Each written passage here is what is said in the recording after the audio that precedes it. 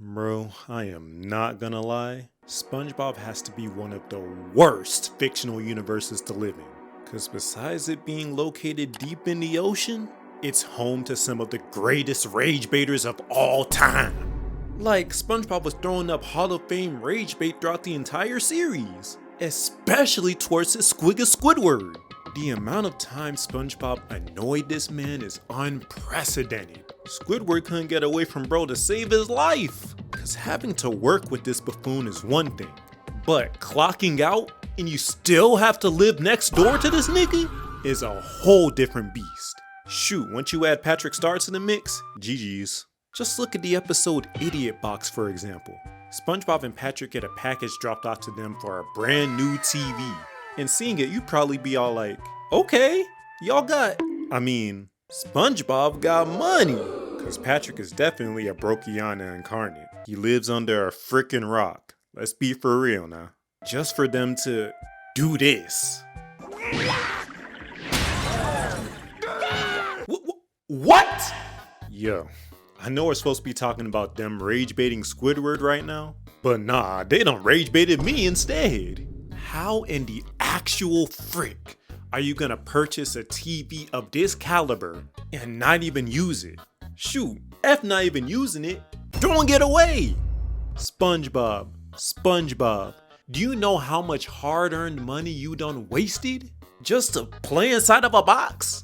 Walk down to your local Dollar Tree, my nigga. They'll probably give you a box for free. I have never seen such an accurate title for an episode in my life, bro. But my fault, ran over. Just had to get that shiz off my chest real quick. Now, back to rage baiting Squidward. So, when SpongeBob lets Squidward take his television, the two idiots start using their imagination inside the box, pretending that they're climbing Mount Everest or something. And when I tell y'all that their imaginations are vivid as hell, cause it literally sounded like they were climbing a real mountain. With all that dang noise that they were making inside that box, you already know the Squiggle was getting pissed off. So, what does he decide to do? Well, you two shut up! Damn! Squidward nearly killed these niggas. Imaginarily, of course. Is imaginarily even a word? Well, I ain't getting the red lines under it in my Word document, so I guess we're in the clear. But after hearing these dudes having the time of their lives in a goddamn box, bro finally caves and jumps in to see what all the hype is about. But when Dumb and Dumber show him the ropes, this is what he's greeted with. Beep beep beep. Arr. Boop boop boop boop. Ahoy, matey. Beep beep. Nah, y'all trolling. Cause y'all were quite literally simulating an avalanche, a police chase, robots fighting pirates, and a rocket launch. Man, I'd be pissed as hell if I was Squidward, bro. I mean, shoot, he may be easily rage baited, but don't get it twisted. This squigga can be a rage baiter his dang self. First of all, peep the episode Nautical Naughty Neighbors. Try saying that 10 times fast. Nautical Naughty Neighbor, Nautical Naughty Neighbor, Nautical. Anyway, Squidward, why the hell do you have an Italian mustache on your chrome dome? Just accept your male pattern baldness, my squigga. Shoot, you was probably born bald. See, now look what you made me do. This was supposed to be your rage baiter segment. Now you got me trying to rage bait you. Or maybe he just rage baited me. Whatever. All I want is for you to finally have a decent fit for once in your sorry excuse for a life. Whoa, that was a little uncalled for. My fault. So anyway, as Squidward is about to eat his cake with cake juice? Huh? What the frick? Squidward hears the two idiots laughing and giggling in the backyard, over here whispering positive affirmations to each other through bubbles. Remember, these are two grown-ass men, by the way. But it's all innocent fun. They ain't really hurting nobody by doing this. Yet, Squidward is a certified hater and just loathes the thought of their happiness. So he has the dark idea of blowing some bubbles of his own through his nasty ass cake juice. But instead of positive affirmations, he whispers low-tier god-level insults in order to instigate them like he Mark Phillips. Patrick. You are a worthless, bitch-ass nigga. And now, this squiggle done put these boys up against each other, completely ruining their friendship. Truly rotten to the core. Either way, he gets instant karma by choking on a goddamn fork of all things, as the result of him laughing so damn hard. Like, how does that even happen, bro? Oh my leash. But that's not even his only rage bait moment in the show. In the episode, Can You Spare a Dime, which I covered in my very first video on the channel, by the way, go and check it out after this, Squidward finally quits his job at the Krusty Krab, which was actually the result of Mr. Krabs rage baiting him by accusing Squidward of stealing his lucky dime, which, spoiler alert, was in his pants the entire freaking time. And Squidward's no talent having self ends up on the streets, homeless, to which SpongeBob, Neptune bless his soul, selflessly allows Squidward to stay at his crib until he can find a new job. But what began as a kind gesture slowly turned into a living nightmare. Cause Squidward's lazy ass was just freeloading on this man's couch for literal months, straight up becoming an ungrateful and demanding leech, taking full advantage of SpongeBob's kindness. Ooh, I can't stand people like this, bro. Cause once you give them an inch, they'll completely drain that inch for all it's worth, making you an inch shorter in the process. Did that analogy even make sense? I don't know, but y'all get the point. And SpongeBob was just trying to drill it into the squigger's thick ass skull that he needs to get a job. But dude was being stubborn as hell. Well, that is until SpongeBob finally snapped. When I need a job done, I get someone with a job to do that job. What are you saying? Yeah, this is one of the most valid crash outs in the entire series, bro. You was sick of Squidward shiz. But nah, when I tell y'all that there's been so many other times that SpongeBob has been rage baited to hell and back, like the time in Krusty Love, another episode I covered on the channel, when Mr. Krabs was being all wishy-washy telling SpongeBob to buy things for Mrs. Puff that she don't need, and then proceeded to scold him for spending the money that he initially told him to spend. And after doing that shiz over and over again, Mr. Krabs had the audacity to say this. Lad, I can't help it if you're loose with other people's money. Yeah, if you was trying to rage bait, bro, mission accomplished. Cause SpongeBob was over here cussing Unc the frick out. He done called him every insult, every swear word, every slur that his brain could think of. Nigga got Mr. Krabs looking like these. Shoot, SpongeBob wasn't even safe from rage bait in his own crib, cause his own pet snail was trying to get him riled up. So look, in the episode Gary Takes a Bath, SpongeBob was trying to give Gary a bath. I don't know how much simpler I can explain it. And since snails are basically cats in the SpongeBob verse, I'm assuming that they'll probably be all like, if they even step foot in water. Well, snails don't have feet, but you know what I mean. Well, maybe not because they live underwater anyway. But whatever, it's SpongeBob logic, so we're just gonna take it at face value. But man, when I tell y'all that I do not want any cats, cause I've seen them crazy cat compilations on Instagram, I know you lost your goddamn mind thinking that I'm finna have a cat anywhere near my crib. Anyway, SpongeBob tries every trick in the book to get this dude Gary to get in the tub. Shoot, he even had a ticking time bomb attached to his body, which is bound to go off unless Gary takes a bath. So with that knowledge in mind, do you wanna know what Gary decides to do? Please. Dang, Gary! This shit would rather let his owner die than take a frickin' bath. Is that not crazy? Shoot, SpongeBob got so fed up with his shiz at this point that he done soaked up all the water in the tub and decided to walk Gary down himself, taking the bath to him. But it eventually ended up with Gary luring SpongeBob to fall into a big ass mud hole, ultimately making SpongeBob be the one to take a bath instead. And just look at this nigga smiling too. This was the happiest day of his life, golly. But man, I don't know if anyone in Bikini Bottom can rage bait harder than Patrick's toxic self can. Cause in the episode, The Secret Box, Patrick has this, you guessed it, secret box that he just starts parading around SpongeBob all of a sudden. And of course a nigga's gonna wanna know what's inside that bit. So, in order to probe Tubby into showing him what's inside the box, SpongeBob decides to tell him multiple secrets of his own, which are really not secrets at all. But Patrick's dumbass don't need to know that. And after being extremely vulnerable with his homeboy, what does Patrick say? Tell me some more secrets. Okay. This man's so selfish. He's so selfish. He's over like, okay, I told you 2 secrets, so you know.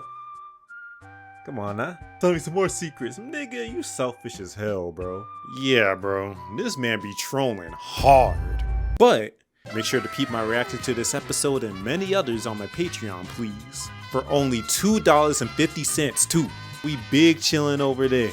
But anyway, Patrick just won't let up on showing off his stupid secret box, which ultimately leads SpongeBob to rob it from bro while he's sleeping, which was easier than it should have been. Like, come on, man. Just to finally reveal that it's a god dang string. Oh my God, bro. Hold on now, I ain't done. Cause while he's gone, Tubby pulls the string and tells the audience that it was actually an embarrassing snapshot of SpongeBob at a Christmas party. Like, bro, can we see the picture?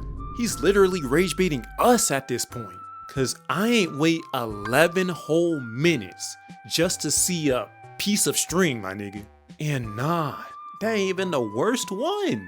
In the episode I'm with Stupid, Patrick's parents are coming to visit him for the first time in a very long time.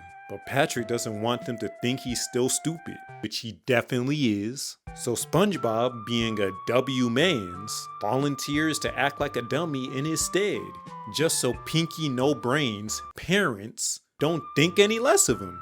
And it actually works pretty well at first. But then this dude Patrick literally starts treating his best friend as if he actually is dumb. Which SpongeBob can actually be pretty dumb from time to time, I ain't gonna lie. Cause bruh, they was roasting the frick out of SpongeBob in this episode. I be telling y'all, Patrick low-key be SpongeBob's op for real. So, when SpongeBob tries to reintroduce himself to Patrick's parents, this was their reaction. Amazing! 3 minutes in the kitchen and our son has taught him to talk in complete sentences. Oh, good work, son. It wasn't easy, Dad. Nah, what the frick? And this dude Patrick is just going along with it too? I'd have to fight him. How the heck are you gonna ask for my help? And when push comes to shove, you throw me under the bus and let the wheels crush my skull. Extreme, I know, but that's what this nigga is doing to SpongeBob right now. And they all just kept laughing and laughing and laughing until...